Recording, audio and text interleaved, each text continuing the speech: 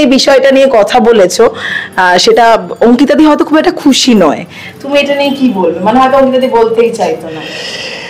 দেখো, বিষয়টা হচ্ছে এবার এইগুলি সব একটা করে পার্সোনাল চয়েসেস হয়। এবার সামহাও ওর কাছে মানে ওর ওইভাবে জিনিসটা মনে হয়েছে বলে মানে ওর দিক থেকে ঠিক। তো তখন যখন আমরা we got married and everything, সেটাও তো আমরা পার্সোনাল তো রাখিনি।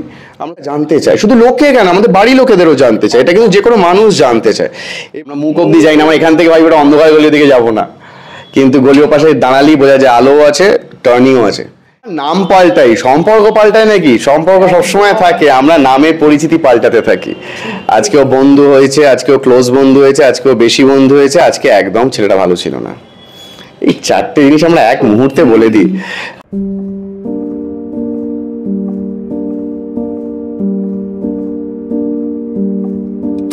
আমাদের জীবনে শুরু, শেষ, বিরতি সবকিছুই দরকার।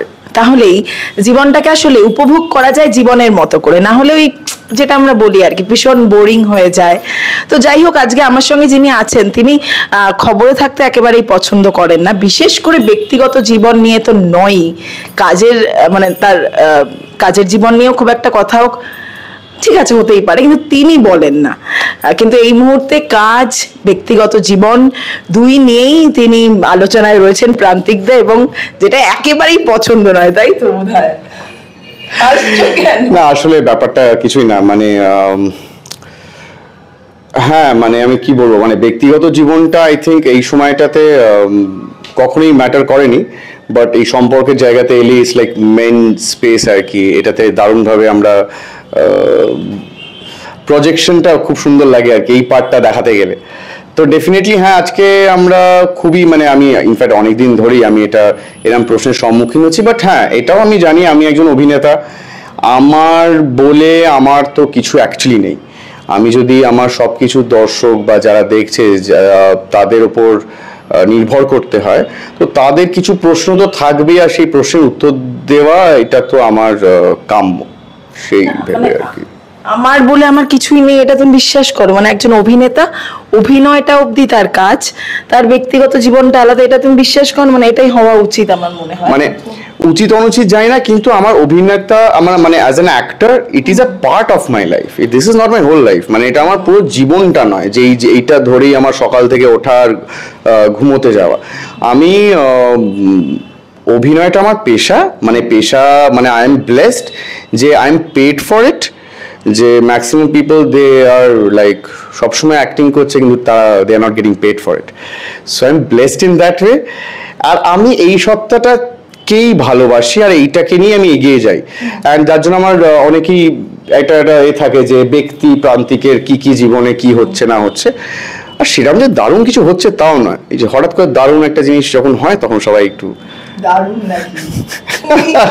আমি বুঝতে পারছি তুমি খুব সুন্দরভাবে জীবনটাকে ব্যালেন্স করো, কোনো কিছুই আর কি খুব বেশি নাড়াতে পারে না বোধহয় প্রান্তিক ব্যানার্জিকে, মানে মানুষ ব্যক্তি প্রান্তিক ব্যানার্জিকে। হ্যাঁ, বোধহয় না, মানে আমি অন্তত এই স্পেসটা থেকে মানে অন্তত এই স্পেসটা বিলং করি না মেন্টালি, মানে জেনুইনলি করি না। কারণ জীবন বিভিন্ন রকমভাবে চলছে, অ্যান্ড খারাপ থাকা ভালো থাকার সেই পর্যায়ে দাঁড়িয়ে I am not the only one. আর কোনো কিছুই মানে কোনো কিছু ভাঙা গড়ার মাঝখান থেকে যদি আমরা দাঁড়াই, নাথিং ইজ নিউ। তো এই জিনিসটা বা কোনো প্রসেসই মানে আমার মানে যেরকম হয় অভিনয় জীবনে স্ট্রাগল বলো বা কাজ বলো বা ব্যক্তিগত জীবন বলো, আমিও কাউকে দেখেছি এই জিনিসটা কাম অ্যাক্রস করতে, অ্যান্ড দারুণভাবে কাম অ্যাক্রস করতে। তো সেই গুলো আমার কাছে ইন্সপিরেশন থাকে যে of course at the end of the day জীবনটা তোমারই থাকে, তুমি তোমার ডিসিশনসগুলো থাকে, আর তুমি কি ডিসিশন নিচ্ছ সেইটা ম্যাটার করে। একদম। আচ্ছা, যেহেতু তুমি এই বিষয়টা নিয়ে কথা বলেছো তোমার ব্যক্তিগত জীবন নিয়ে, তাই প্রশ্ন করছি, মানে প্রশ্ন করার সাহস করছি আর কি, যে তোমার এবং অঙ্কিতাদির একটা দীর্ঘ বিবাহিত জীবনের বিচ্ছেদের কথা তোমরা জানিয়েছো, যে সিদ্ধান্ত নিয়েছো, কিন্তু অঙ্কিতাদি আমি দেখলাম এক জায়গায় বলেছেন যে কেন তুমি এই বিষয়টা নিয়ে কথা বলেছো, সেটা অঙ্কিতাদি হয়তো খুব একটা খুশি নয়।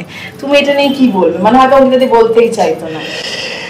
দেখো বিষয়টা হচ্ছে এবার এইগুলি সব একটা করে পার্সোনাল চয়েসেস হয়। এবার সামহাও ওর কাছে মানে ওর ওইভাবে জিনিসটা মনে হয়েছে বলে মানে ওর দিক থেকে ঠিক, কারণ মানে ব্যক্তিগতভাবে আমি তো সত্যি আমার ব্যক্তি প্রান্তিকে তো সত্যি কোনদিন তুলে ধরিনি, এটাও তো ঠিক। মানে কোনো অ্যাঙ্গেল থেকে আমি ইনফ্যাক্ট আমার আরো অনেকটা, আমি যদি আমার সত্যি বৃহৎ ওয়ার্ক স্পেস আছে যে ধরনের কাজ আমি করি, সেই কাজের চর্চা তো আমি কোনোদিন কোথাও করতে যাইনি, শুধু আমি আমার অভিনয়ের কাজ ছাড়া। অ্যান্ড সেইটাকে মানে মানে হয় না সেই ভেবে চিনতে ক্যালকুলেট করে করছি না বা করবো না, সেটাও নয়। মানে আমি প্রথম দিকে ভাবতাম পারিনি, মানে পারি না আমি। এখন বুঝতে পারি যে প্রথমত ওটা তো আমার কাজই নয়। আমি অ্যাজ অ্যান অ্যাক্টর আমার কাজ, আমাকে লোকেরা স্ক্রিপ্ট গল্প দেবে, আমি সেই কাজটা করতে পারবো। এবার যার জন্য আমার সেই জার্নিটাতেই বিশ্বাস করেছি আমি আমার অভিনয়ের পার্টটাকেই আমি যতটা সম্ভব আমার মতো করে আমি তৈরি করি বা অ্যাজ অ্যান অ্যাক্টর আমার জার্নি চলে। তো ডেফিনেটলি কিন্তু কি হয় বলতো, আমরা এমন একটা ছোট স্পেসে থাকি, একটা ইন্ডাস্ট্রিটা আমাদের খুবই ছোট স্পেস, নানানভাবে নানান মানুষের কাছে কথা যায়, তখন আমরা প্রশ্নের সম্মুখীন হতে হয়। এবার কোনো একটা জায়গায় যদি আমি একবার মুখ ফিরিয়ে কোনো উত্তর দিই না যে কোনো কিছু বিষয়েতে, খারাপ শোনায়, জেনুইনলি খারাপ শোনায়। কারণ যে মানুষগুলো তো আমাকে জিজ্ঞেস করে এসে বলছে যে তোমার এই কাজটা দেখলাম ভালো লেগেছে, তুমি এটা নিয়ে কিছু বলো, বা তোমার নতুন এটা রিলিজ করেছে তুমি এটাকে নিয়ে কিছু বলো, সেই যে স্বাচ্ছন্দ্যে আমি কোনো কথা বলছি, সে যখন যদি আমার কোনো পার্সোনাল প্রশ্ন করে, বা সেটা আমার কাছে হয়তো পার্সোনাল ঠিকই, কিন্তু আমি তো পার্সোনাল নই, আমি তো অলরেডি দর্শকের কাছে আছি। মানে আমি এক্ষুনি দাঁড়িয়ে বলতে পারবো না this is my only thing, মানে তোমরা কেউ জানার কোনো নেই। তো তখন যখন আমরা we got married and everything, সেটাও তো আমরা পার্সোনাল তো রাখিনি, আমরা তো ডেফিনেটলি এটা করেছিলে একদম গোপনেই, কিন্তু তারপরে ডেফিনেটলি রাইট, সেই তো চর্চা তো আমরা ডেফিনেটলি ওই জায়গাতে নিয়ে এসেছি। তো সেই জায়গাটাতে তখন যখন প্রয়োজন পড়ে, কারণ এটা প্রয়োজন পড়ে, মানে লোকেরা জানতে চায়, শুধু লোকে কেন আমাদের বাড়ি লোকেদেরও জানতে চায়, এটা কিন্তু যে কোনো মানুষ জানতে চায়। এবার আমি এটা এই স্পেসটা থেকে আমি ভাবি যে আমার মনে হয় যে প্রশ্নটার উত্তর তোমার কাছে আছে, সেই প্রশ্নটা তো দেওয়াই যায়, মানে you know there is nothing to hide or something, so that's it. একদম না, তোমরা এখন বন্ধুই, যেটা বলেছো বোধহয় এটা ভালো, মানে তিক্ততা দিয়ে একটা সম্পর্ক শেষ করা উচিত না, সেটাই বোধহয় তোমরা করলে না, এটাই ভালো লাগার যে সত্যি নয়, মানে এই স্পেসটা নয় আমাদের, যার জন্য হয়তো আমাকে না অ্যাকচুয়ালি কি জানো তো, মানে এই কথা বলাটা আমার কাছে এই বিষয়টাতে খুব প্রয়োজন হয়ে পড়েছে। কারণ আমি প্রথম দিকে যখন কারণ আমার সত্যি কথা বলতে, আমি একটু বড়াই করে বলছি না, আমি না একদমই ওয়াকিবহল নই ইন্টারনেটে কি হচ্ছে, সত্যি কথা। মানে এটা কিন্তু জানি ফেসবুকে বা ইনস্টাগ্রামে আছো না? হ্যাঁ আছি, অফকোর্স আছি, আমি অনেক দিন ধরে আছি। কিন্তু যেটা মনে হলো একটা কিছু ভালো লাগলো, যে স্টোরিটা করব, গাছের পাতা থেকে রোদ ছিটকে বৃষ্টি পড়ছে, আমার ভালো লাগছে ওই সময়, মানে আমি ওইটা পোস্ট করেছি, কিন্তু সেটা কোনো কারণ বিশেষ করে করিনি। আর এইটার উত্তরটা দিতে হচ্ছে কারণ এটা খুব অদ্ভুত কিছু জিনিস নিজের সম্পর্কে শুনছিলাম, একটু কাতুকুতু লাগছিল, ওরম করলে হয়। তো যখন এবার তারপরেও যখন আমাকে প্রশ্ন করা শুরু হয়েছে, তখন আমি সেটা খুব স্বাচ্ছন্দ্যে উত্তর দেওয়ার শুরু করেছি। একদম, তুমি সেটা বললে, কিন্তু আমি বললাম যে তোমরা খুব গুড নোটে আর কি একটা সম্পর্ক শেষ করছো, কিন্তু একটা সম্পর্কে শুরু করছো, মানে যেটা ছিল তোমাদের বন্ধুত্বটা তো ছিলই, সেটা থেকে গেল, কিন্তু ওই একটা সম্পর্ক শেষ করলে, এটা ভালো, গুড নোটে, যেটা হ্যাপি নোটে। এটা বোধহয় আমরা নাম পাল্টাই, সম্পর্ক পাল্টায় নাকি? সম্পর্ক সবসময় থাকে, আমরা নামের পরিচিতি পাল্টাতে থাকি। আজকেও বন্ধু হয়েছে, আজকেও ক্লোজ বন্ধু হয়েছে, আজকেও বেশি বন্ধু হয়েছে, আজকে একদম ছেলেটা ভালো ছিল না। এই চারটে জিনিস আমরা এক মুহূর্তে বলে দিই। তো ইট ইজ, আমরা নাম পাল্টাই, আমরা এটাই ভুলে যাই যে আমরা তুমি দেখবে সম্পর্কে, তুমি যাকে যতদিন বন্ধু মানে বন্ধু স্পেস, এটা হচ্ছে সব থেকে মহৎ স্পেস। যেই তুমি সম্পর্কের একটা নাম দেবে, সেটা বাড়ির লোকেদেরও, একে তুমি যদি তোমার কোনো এনি টাইম তোমার দাদা, ফর এক্সাম্পল তোমার বাড়িতে একটা বিয়ে হয়েছে, তোমার দাদার বিয়ে হয়েছে, বাড়িতে যে এসেছে সে হচ্ছে ধরো তুমি বৌদি বলছো তাকে, কিন্তু তোমার বয়সী, তোমার বন্ধু স্থানীয়, তুমি যদি তাকে বন্ধু হিসেবে চিনতে, তুমি অন্যভাবে চিনবে। যেই তুমি বৌদি বলে ডাকছো, সম্পর্কটা এত নামে না এত পাল্টে যায়, সেইটাই পাল্টেছে অ্যাকচুয়ালি, একটু পাল্টেছিল, আবার একটা জায়গায় এসে দাঁড়িয়েছে।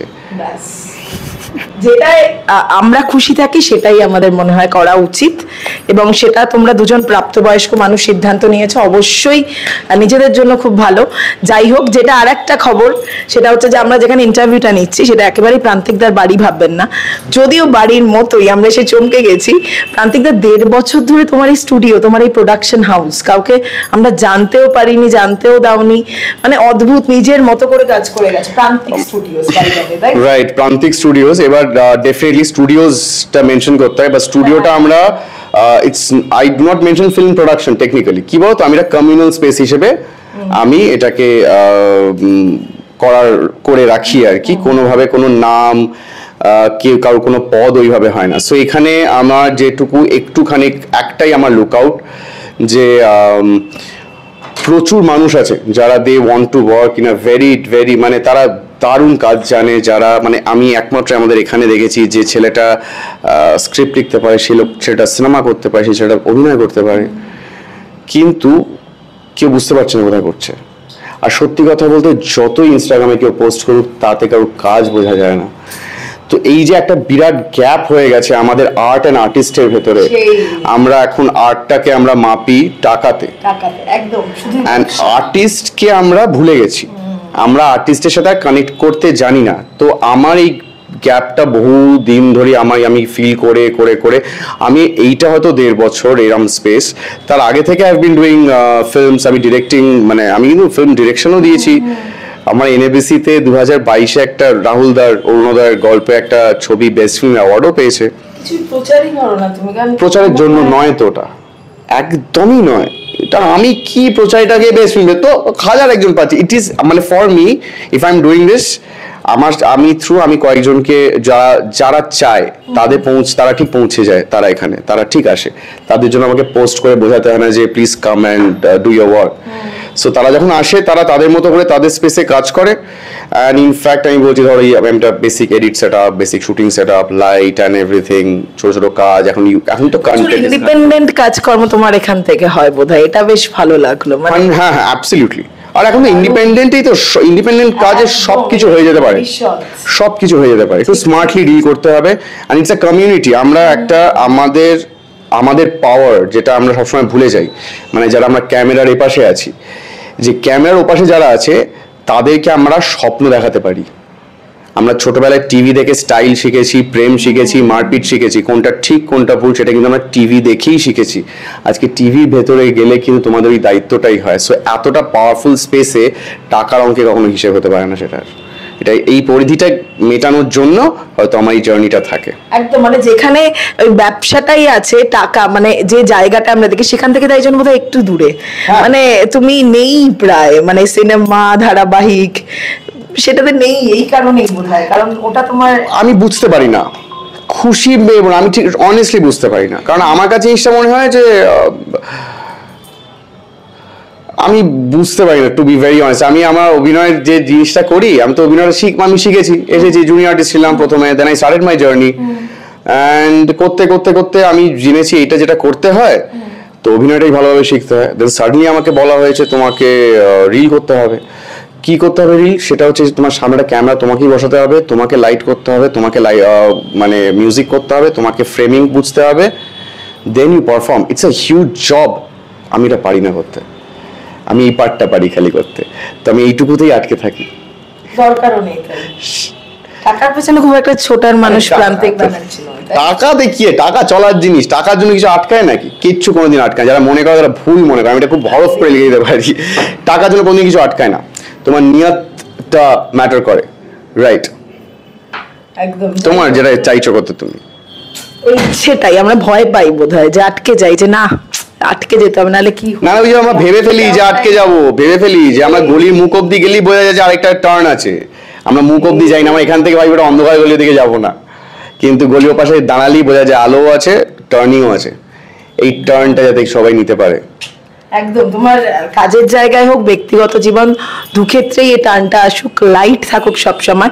আমরা শেষ করবো প্রান্তিকদা, কিন্তু কি কি কাজ আসছে নতুন? রাপ্পারায় তো আসছেই, এছাড়াও স্টুডিওর, মানে আমার খুব ভালো লাগছে। আচ্ছা, এটা বেশ মজা লাগছে আমি এই জিনিসটা বলতে। প্রথমবার আমার স্টুডিও নিয়ে খুব কথা হচ্ছে আমার।